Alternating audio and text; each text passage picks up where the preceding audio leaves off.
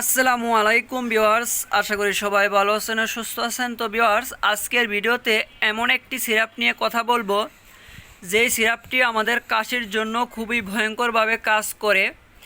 আরও জানানোর চেষ্টা করব কাশি ছাড়া অন্যান্য যে সমস্যা হলে এই সিরাপটি খেতে পারবেন, কারা খেতে পারবেন আর কারা খেতে পারবেন না, কিভাবে খাবেন আর কতদিন খাবেন, সেই বিষয়টি আজকের ভিডিওতে তুলে ধরার চেষ্টা করব। আমি ডিপ্লোমা ডাক্তার মোহাম্মদ তারিক ইসলাম, মেডিসিন স্পেশালিস্ট। তো ভিউয়ার, চলুন আমরা মূল ভিডিওতে কথা বলি। আপনারা দেখতেই পাচ্ছেন আমার সামনে ডেক্সপোডেন প্লাস সিরাপ রয়েছে, যেটি এসকেপ কোম্পানি আমাদের বাজারে নিয়ে আসছে। এটার দাম হচ্ছে 110 টাকা। তো এইটা আমাদের দেশে খুবই জনপ্রিয় এবং পরিচিত একটি সিরাপ। অনেকেই কিন্তু কাশির জন্য এই সিরাপটি খেয়ে থাকেন। তো ভিউয়ার্স, আমরা প্রথমেই জানার চেষ্টা করি এই সিরাপটি আমাদের শরীরে কি কি কাজ করে থাকে।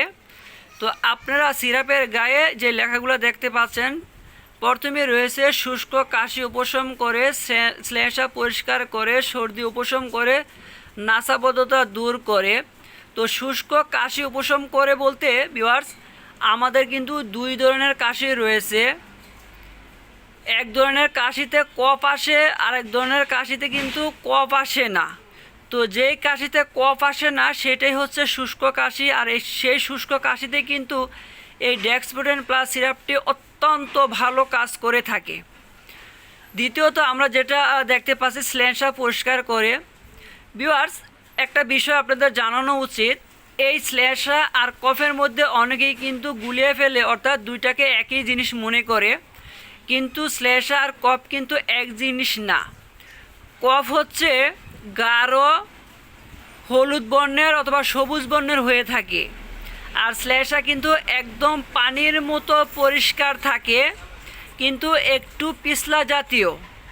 তো আপনারা শ্লেষ্মা আর কফের মধ্যে কখনোই গুলিয়ে ফেলবেন না। যাদের শ্লেষ্মা আসে তারাই শুধু এটা খাবেন, যাদের কফ আসে তারা কিন্তু এই সিরাপটি খাবেন না। তৃতীয়ত আমরা যেটা দেখতে পাচ্ছি যে সর্দি উপশম করে। আমাদের অনেকেরই ঠান্ডা লেগে যায়, নাক দিয়ে পানি পড়ে, নাক বন্ধ হয়ে যায়, নাক দিয়ে অনেক গাঢ় ময়লা আসে, এটাকে সর্দি বলে। অর্থাৎ যাদের নাক দিয়ে পানি পড়ে, নাক বন্ধ হয়ে যায়, নাক দিয়ে গাঢ় ময়লা আসে বা নাক চুলকায়, অনেক সময় নাকের পাশাপাশি কিন্তু চোখ দিয়েও পানি আসে এবং চোখেও চুলকানি থাকে, এই ধরনের যাদের সর্দি লাগবে তারা কিন্তু এই সিরাপটা খেতে পারেন। সর্দি লাগা অবস্থায় এই সিরাপটা কিন্তু খুবই ভালো কাজ করে থাকে। এটা খাওয়ার সাথে সাথেই চোখের পানি, নাকের পানি, নাক দিয়ে ময়লা পড়া, নাক বন্ধ হওয়া কিন্তু খুব দ্রুত কমে যায়। চতুর্থ নম্বরে কিন্তু আপনারা দেখতে পাচ্ছেন যে নাসাবদ্ধতা দূর করে, যেটা বলছিলাম যে ঠান্ডাজনিত বা সর্দিজনিত কারণে যদি আপনার নাক বন্ধ হয়ে যায় তখন কিন্তু আমরা নাকের ড্রপ ব্যবহার করি, কিন্তু এই সিরাপটা খেলে কিন্তু সেই ড্রপের মতোই কাজ করবে, অর্থাৎ নাক কিন্তু একদম ক্লিয়ার করে দিবে। তো ভিউয়ার্স, আমরা এখন জানার চেষ্টা করি যে আসলে এই সিরাপটি কিভাবে খেতে হয়। এই সিরাপটি মূলত যারা প্রাপ্তবয়স্ক, অর্থাৎ 12 বছরের ঊর্ধ্বে, যেটা আপনার সিরাপের গায়ে দেখতে পাচ্ছেন, যাদের 12 বছরের ওপরে তারা কিন্তু 1 চামচ করে দিনে 4 বার খেতে পারবেন। আর যাদের বয়স 6 থেকে 12 বছর তারা কিন্তু হাফ চামচ করে দিনে 4 বার।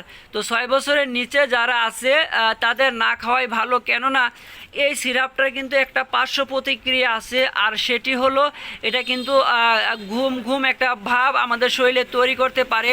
তো এইখানে যে সতর্কতা আপনি দেখতে পাচ্ছেন সিরাপের গায়ে, সেটা হচ্ছে তন্দ্রাচ্ছন্ন হলে গাড়ি বা যন্ত্রপাতি চালাবেন না। অর্থাৎ এই সিরাপটা খাওয়ার পর যদি আপনাদের শরীরে একটু ঘুম ঘুম ভাব আসে, সেক্ষেত্রে কিন্তু আপনারা কোনো ঝুঁকিপূর্ণ কাজই করবেন না। এখানে যেটা যে যন্ত্রপাতি চালাবেন না। কিন্তু এক কথা যদি আমি বলি যে এই সিরাপ খাওয়ার পরে যদি আপনার ঘুম ঘুম ভাব হয়, কোনো ধরনের কোনো ঝুঁকিপূর্ণ কাজই করা যাবে না।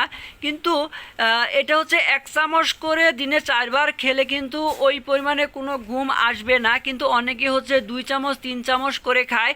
তো যদি 1 চামচের বেশি খায় তাহলে সেক্ষেত্রে কিন্তু ঘুম আসতে পারে, আর 1 চামচ করে খেলে কিন্তু ঘুম আসার সম্ভাবনা খুবই কম। তো ভিউয়ার্স, এটা কতদিন খাবেন? যতদিন আপনার শরীরে সমস্যা থাকে আপনি ঠিক ততদিনেই খেতে পারবেন। অনেকে আবার জানতে চান যে খাবারের পরে খাবেন নাকি খাবারের আগে খাবেন। তো ভিউয়ার্স, আপনি খাবারের পরে অথবা খাবারের আগে যে কোনো মুহূর্তেই খেতে পারবেন। তো ভিউয়ার্স, এছাড়াও যদি আপনাদের আরও কিছু জানার থাকে অবশ্যই আমাকে কমেন্টে জানাবেন, আমি রিপ্লাই দেওয়ার চেষ্টা করব। সবাই ভালো থাকবেন, সুস্থ থাকবেন। আমার এই ভিডিও যদি আপনার কাছে ভালো লাগে অবশ্যই আমার এই চ্যানেল সাবস্ক্রাইব করে আমার পাশে থেকে সহযোগিতা করবেন। আসসালামু আলাইকুম।